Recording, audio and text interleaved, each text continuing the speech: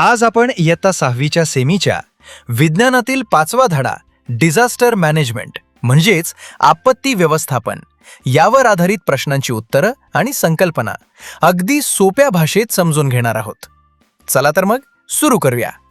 आमची उत्तर स्पष्ट करून सांगण्याची पद्धत महाराष्ट्रातील शिक्षक आणि पालकांना खूप आवडत आहे. तेव्हा तुम्ही दिलेल्या भरभरून प्रेमाबद्दल आम्ही मनापासून आभारी आहोत. असंच प्रेम आणि आशीर्वाद कायम राहू द्या. सर्वात पहिला प्रश्न आहे, state whether the following statements are true or false and give reasons. म्हणजे खालील विधाने चूक की बरोबर ते सांगून त्याचे कारण द्यायचे. पहिले विधान पाहूया. A person bitten by a snake should be made to run quickly to the hospital.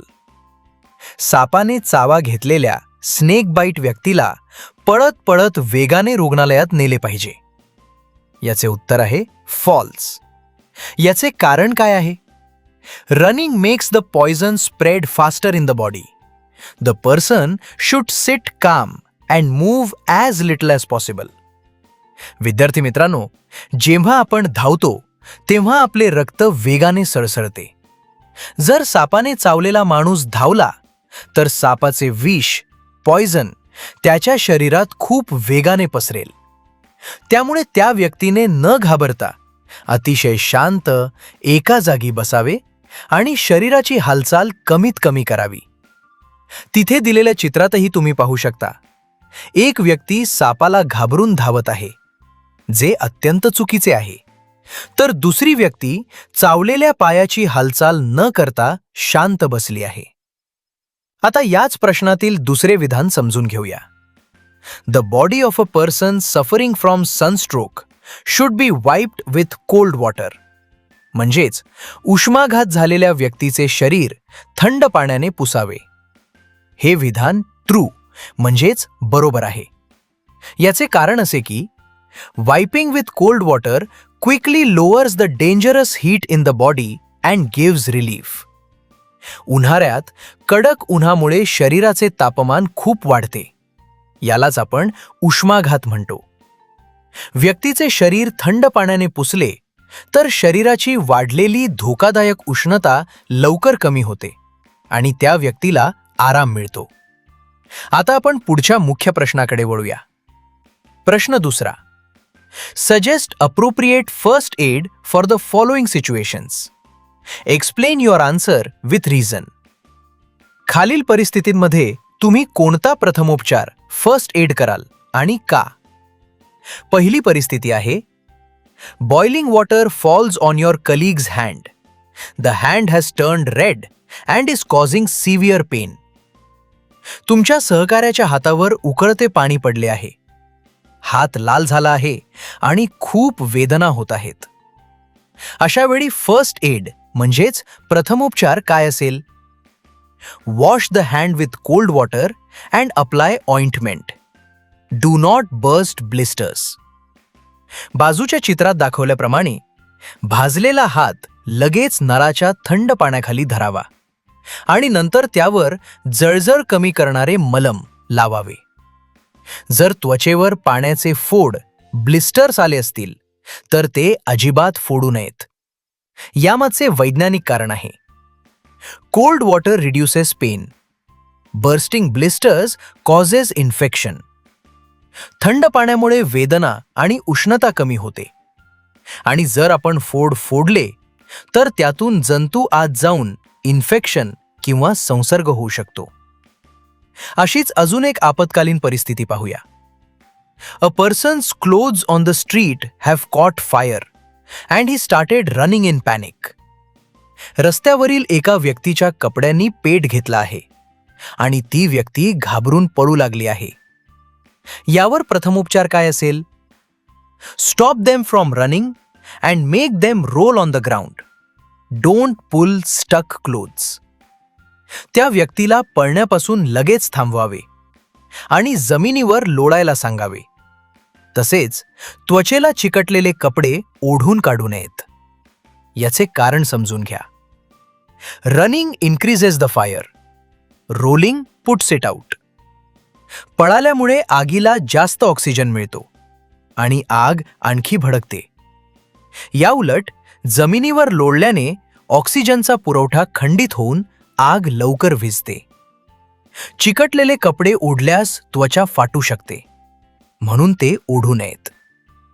आतापर्यंत आपण प्रथमोपचाराबद्दल पाहिले.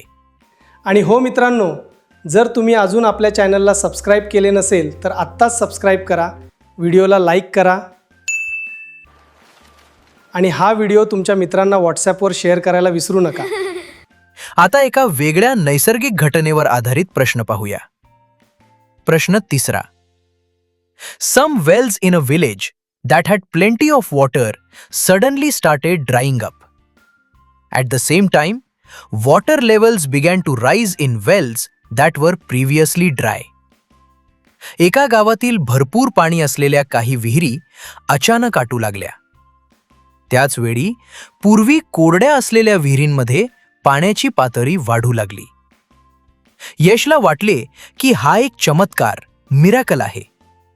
पण प्रियाला वाटले की हे भूकंपामुळे, अर्थक्वेक झालेल्या भूगर्भातील हालचालीमुळे घडले आहे. Whom do you agree with?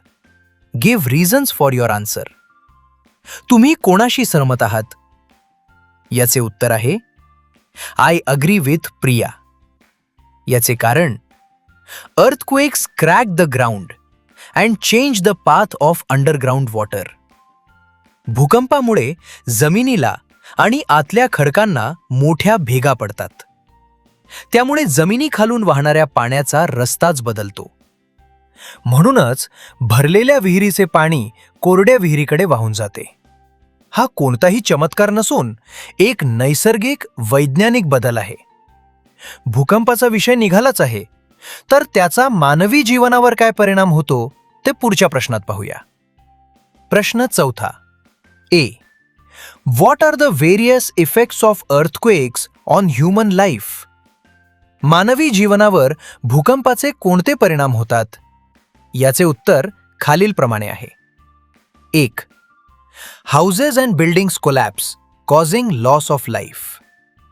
पहिली गोष्ट म्हणजे घरे आणि इमारती कोसळतात, ज्यामुळे अनेक लोकांचे प्राण जातात. चित्रात तुम्ही कोसळलेल्या इमारती पाहू शकता. 2. Roads and bridges are destroyed. दुसऱ्या चित्रात बघा, रस्ते आणि पूल मधूनच दुभंगतात किंवा तुटतात. 3. Electricity and water pipes break.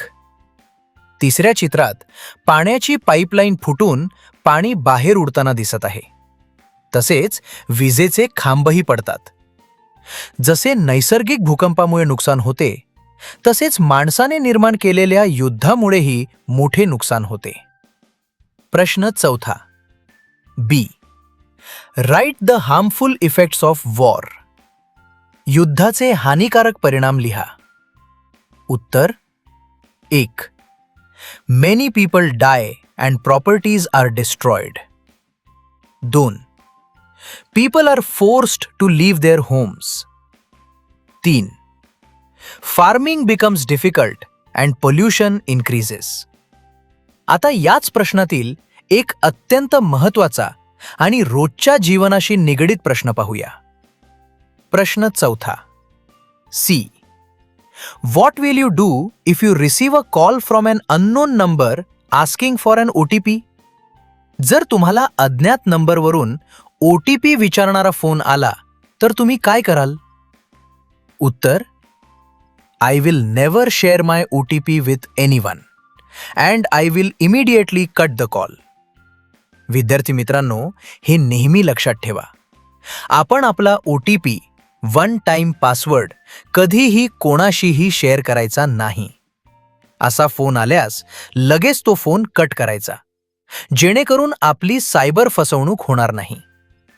यानंतर आपण पुन्हा आगीच्या अपघाताकडे वळूया. प्रश्न पाचवा. Find information about the risks involved in pulling off clothes that are stuck to the skin of a person injured in a fire accident. Write it down in your notebook. आगीच्या अपघातात जखमी झालेल्या व्यक्तीच्या त्वचेला चिकटलेले कपडे ओढून काढण्यात कोणते धोके, रिस्क्स आहेत? उत्तर 1. It can tear the burned skin and cause bleeding. असे केल्याने भाजलेली नाजूक त्वचा फाटू शकते आणि त्यातून रक्तस्राव होऊ शकतो. 2. It causes extreme pain to the injured person. कपडे ओढल्यामुळे त्या रुग्णाला भयंकर आणि असह्य वेदना होतात. 3. It increases the risk of dangerous skin infections. त्वचा निघाल्यामुळे उघड्या जखमेतून शरीरात जंतू शिरून धोकादायक संसर्ग इन्फेक्शन होऊ शकतो. म्हणूनच हे काम फक्त डॉक्टरांनीच करणे योग्य असते. पुढचा प्रश्न खूप विचार करायला लावणार आहे. प्रश्न 6. Why should people avoid crowding at the site of a major accident, fire, or river flood just to watch the situation or take videos and photos? एखादा मोठा अपघात, आग किंवा पूर आला असेल तर फक्त बघण्यासाठी किंवा मोबाईलवर फोटो व्हिडिओ काढण्यासाठी लोकांनी गर्दी का करू नये? या चित्रात बघा. अपघातस्थळी लोक मोबाईलवर फोटो काढत आहेत आणि त्यावर एक मोठी लाल फुली मारली आहे. म्हणजेच हे चुकीचे आहे. याचे उत्तर असे आहे, people should not crowd because it blocks the way for ambulances and rescue teams.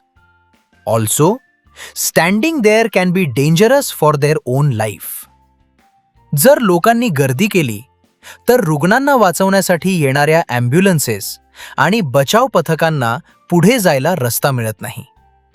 तसेच तिथे उभे राहणे त्या बघ्यांच्या स्वतःच्या जीवासाठीही अत्यंत धोक्याचे असू शकते. मग अशा वेळी आपण काय केले पाहिजे हे आपण पुढच्या प्रश्नात पाहू. प्रश्न 7. List the ways in which we can help during a railway or vehicle accident. Railway किंवा वाहन अपघाताच्या वेळी आपण कोणकोणत्या प्रकारे मदत करू शकतो? उत्तर, वी कॅन हेल्प बाय. आपण पुढील प्रकारे मदत करू शकतो. 1. Calling an ambulance 108 or police 100 immediately. 2. Giving first aid to the injured people. शक्य असेल तर जखमींना प्रथमोपचार द्यावा. 3. Helping to take the injured to the hospital quickly. चला आता वाहनांशीच संबंधित एक वेगळा प्रश्न समजून घेऊया. प्रश्न 8. आजकाल आरामदायी प्रवासासाठी AC बस आणि ट्रेन असतात. त्यांच्या मोठ्या काचेच्या खिडक्या नेहमी बंद का ठेवतात? आणि तिथे एक मोठी लाल रंगाची हातोडी का ठेवलेली असते? चित्रात तुम्हाला AC बस, ट्रेन आणि ती लाल रंगाची हातोडी स्पष्ट दिसत असेल. याचे उत्तर, क्लोज्ड विंडोज. खिडक्या का बंद असतात? Windows are kept closed to keep the cool AC air inside the vehicle. एसीची थंड हवा गाडीच्या आतच राहावी आणि बाहेरची उष्णता आत येऊ नये म्हणून खिडक्या पूर्ण बंद असतात. मग हातोडीचा काय उपयोग? The hammer is kept to break the glass and escape quickly during an accident or emergency. जर कधी अपघात झाला किंवा आपत्कालीन परिस्थिती निर्माण झाली आणि गाडीचे दरवाजे लॉक झाले तर चौथ्या चित्रात दाखवल्याप्रमाणे ती हातोडी वापरून काच फोडून प्रवाशांना पटकन बाहेर पडता यावे यासाठी ती तिथे ठेवलेली असते. विद्यार्थी मित्रांनो, आता एक छोटीशी कृती आहे. प्रश्न 9. खालील तक्त्यामध्ये आपत्तींशी संबंधित काही शब्द लपलेले आहेत. ते आपल्याला शोधायचे आहेत. या तक्त्यात लाल निळ्या रंगांनी काही शब्द गोल केलेले आहेत. ते पहा. हे सर्व शब्द तुम्ही तुमच्या वहीत सुंदर अक्षरात लिहून काढायचे आहेत. सर्वात शेवटी या धड्यावर आधारित 2 प्रोजेक्ट्स म्हणजेच प्रकल्प दिले आहेत. विद्यार्थी मित्रांनो, हे जे 2 प्रोजेक्ट्स किंवा प्रकल्प आहेत ते आत्ता लगेच लिहायचे नाहीत. हे प्रोजेक्ट्स कसे तयार करायचे याची माहिती मी तुम्हाला दिली आहे. जेव्हा तुमचे शाळेतील विज्ञान शिक्षक तुम्हाला हे प्रोजेक्ट्स करायला सांगतील, तेव्हाच त्यांच्या सूचनेनुसार आणि मार्गदर्शनाखाली तुम्ही ते तुमच्या प्रकल्पाच्या वहीत तयार करायचे आहेत. पहिला प्रकल्प आहे माय फर्स्ट ॲड किट, म्हणजे माझी प्रथमोपचार पेटी. यात तुम्हाला प्रथमोपचार पेटीसाठी लागणाऱ्या वस्तूंची यादी करून त्या गोळा करायच्या आहेत. इथे चित्रात 10 वस्तूंची यादी दिली आहे. आणि दुसरा प्रकल्प आहे वर्तमानपत्रात येणाऱ्या मोठ्या आपत्तींच्या बातम्यांची कात्रणे, न्यूज कटिंग्स गोळा करणे आणि त्यांचे पावसाने होणाऱ्या आपत्ती, वादळ, अपघात आणि इतर आपत्ती असे वर्गीकरण करणे. इथे चित्रात तुम्हाला पूर, चक्रीवादळ, बिपरजॉय, रेल्वे अपघात, कारखान्यातील गॅस गळती, भूकंप आणि जंगलातील वणवा यांसारख्या बातम्यांची काही उदाहरणे दाखवली आहेत.